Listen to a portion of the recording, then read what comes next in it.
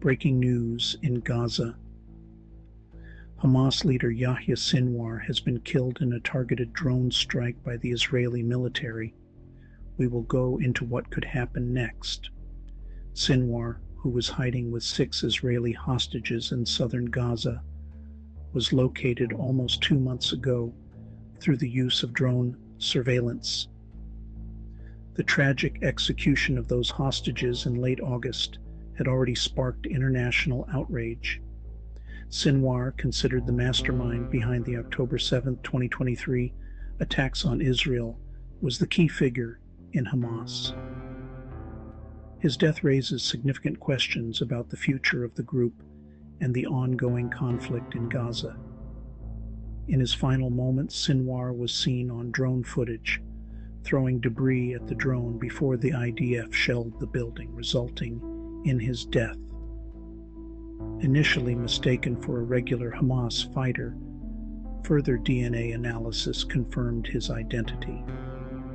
However, the hostages weren't found with him.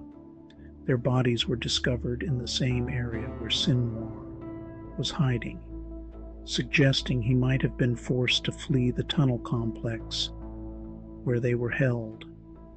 The victims, including Israeli-American Hirsch Goldberg, Poland, and 5 others, were executed just 2 days before their bodies were found. For the families of the victims, Sinwar's death brings a sense of justice. However, they stress that true solace will only come with the return of all hostages, and so much remains up in the air as to how or when any further negotiations will go forward.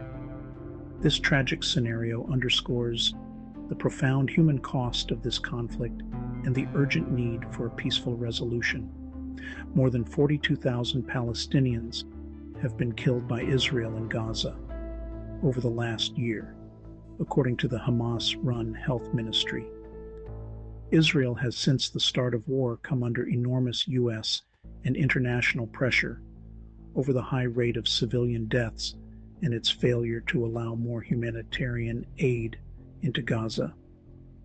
It goes without saying we have profound sadness for the 1,200 men, women, and children killed on October 7th. With Sinwar's death, speculation is already swirling about his successor and the impact on the region. Experts predict that Mohammed Sinwar, Yahya's brother, may take over. Mohammed, while lacking his brother's charisma, has significant experience. Hamas's military capabilities have been significantly reduced in the past few months. Their fighting force has reduced drastically from 40,000 to an estimated 10,000, 15,000. Despite recruiting new members, the new recruits are generally young and inexperienced. Though weakened, Hamas still poses a threat through guerrilla warfare and sporadic rocket attacks.